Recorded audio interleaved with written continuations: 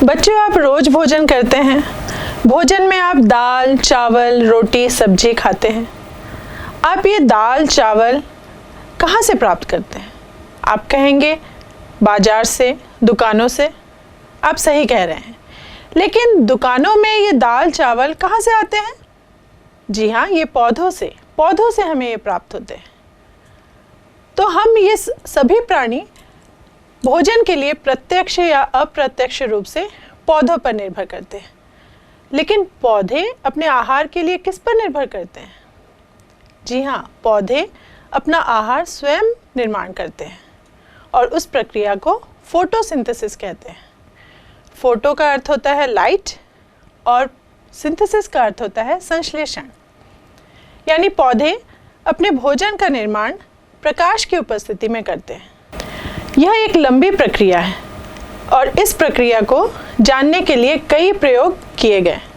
कई वैज्ञानिकों ने कई प्रयोग किए और प्रकाश संश्लेषण की पूरी प्रक्रिया को जाना। सबसे पहले हम वैज्ञानिक जोसेफ प्रिस्ले के प्रयोग के बारे में जानेंगे। उन्होंने 1774 में ऑक्सीजन गैस की खोज की। उसके बाद उन्होंने कई प्रयोग किए।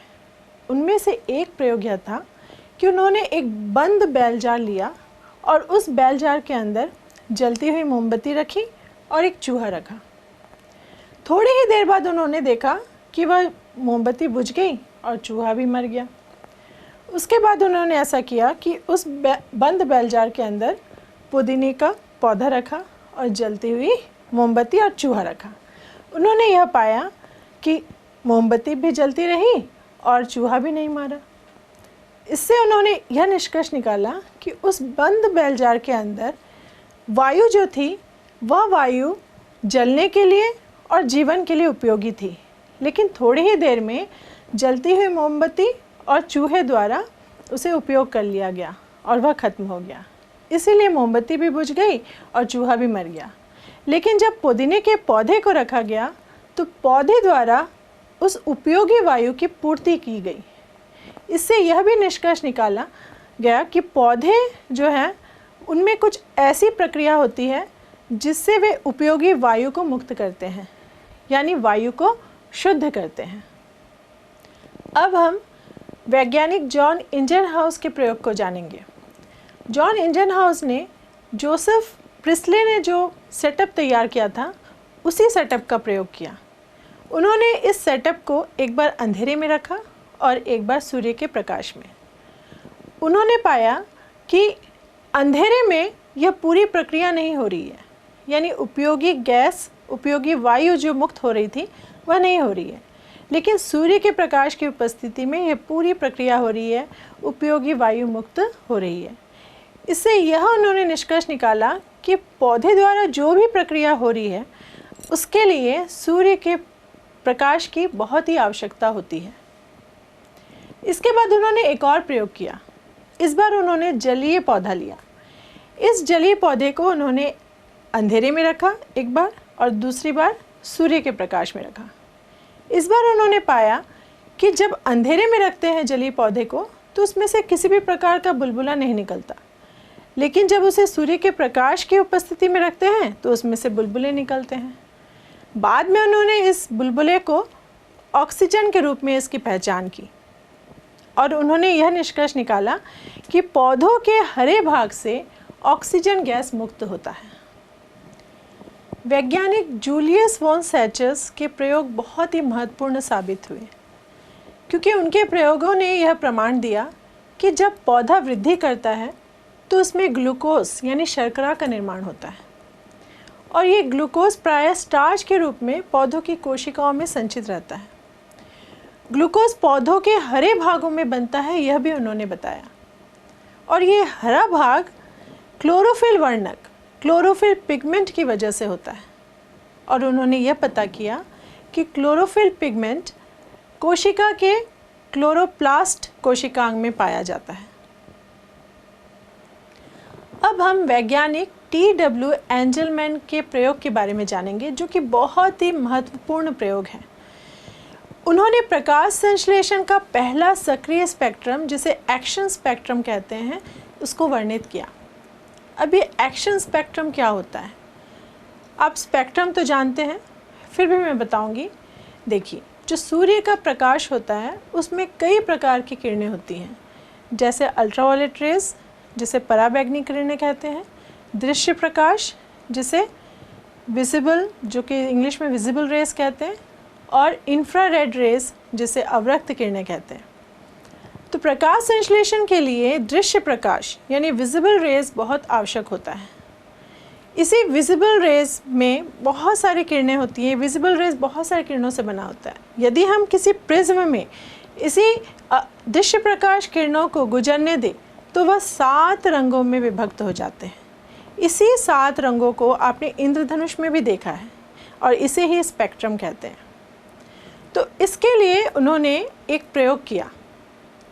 उन्होंने इस प्रयोग में एक हरे रंग का शैवाल जिसे क्लैडोफोरा कहते हैं उसे लिया और उस क्लैडोफोरा को ऑक्सीबैक्टीरिया के निलंबन में रखा। अब ये ऑक्सीबैक्टीरिया क्या होता है? आप जानते हैं 2 प्रकार के बैक्टीरिया होते हैं। एक ऐसे बैक्टीरिया होते हैं जिनको श्वसन के लिए ऑक्सीजन की आवश्यकता होती है, इन्हें ऑक्सीबैक्टीरिया कहते हैं, और जिन्हें श्वसन के लिए ऑक्सीजन की आवश्यकता नहीं होती उन्हें अनऑक्सीबैक्टीरिया कहा जाता है। तो इन्होंने प्रयोग में ऑक्सीबैक्टीरिया को लिया क्योंकि वह ऑक्सीजन उत्पन्न होने के क्षेत्र को जानना चाहते थे। अब उन्होंने क्लैडोफोरा, जो कि एक एल्गी है, उसमें स्पेक्ट्रम को डाला और थोड़ी देर बाद उन्होंने देखा कि ऑक्सीबैक्टीरिया लाल और नीले क्षेत्र, स्पेक्ट्रम के लाल और नीले क्षेत्र में ही एकत्रित हो गए हैं, यानी उसी क्षेत्र में उनको ज़्यादा से ज़्यादा ऑक्सीजन मिल रही है। इस प्रयोग से उन्होंने यह निष्कर्ष निकाला कि दृश्य प्रकाश के सिर्फ लाल और नीले प्रकाश में ही सबसे ज़्यादा प्रकाश संश्लेषण होता है। इसी को एक्शन स्पेक्ट्रम कहा जाता है। वैज्ञानिक कॉर्नेलियस वैन नील के प्रयोग ने प्रकाश संश्लेषण को समझने में मील का पत्थर का काम किया। इससे पहले तो यह स्पष्ट हो गया था कि प्रकाश संश्लेषण की प्रक्रिया में ऑक्सीजन गैस मुक्त होता है, लेकिन यह नहीं पता था कि यह ऑक्सीजन गैस कार्बन डाइऑक्साइड से निकलता है या जल के अणुओं से निकलता है, क्योंकि दोनों के अणुओं में ऑक्सीजन के परमाणु होते हैं।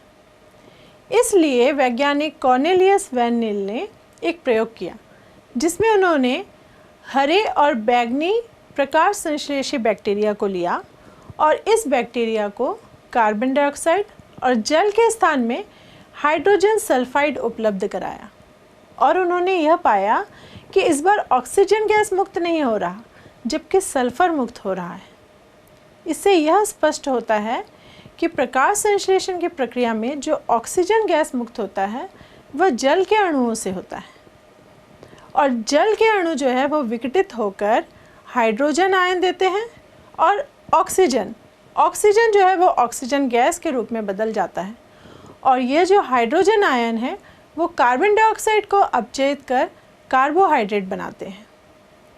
बाद में रेडियो आइसोटोपिक तकनीक द्वारा यह सिद्ध किया गया कि ऑक्सीजन गैस जल के अणुओं द्वारा ही प्राप्त होते हैं। इन सभी प्रयोगों से हम इस निष्कर्ष को निकाल सकते हैं कि प्रकाश संश्लेषण की प्रक्रिया पौधों के हरे भागों में ही होती है, यानी क्लोरोफिल की आवश्यकता होती है।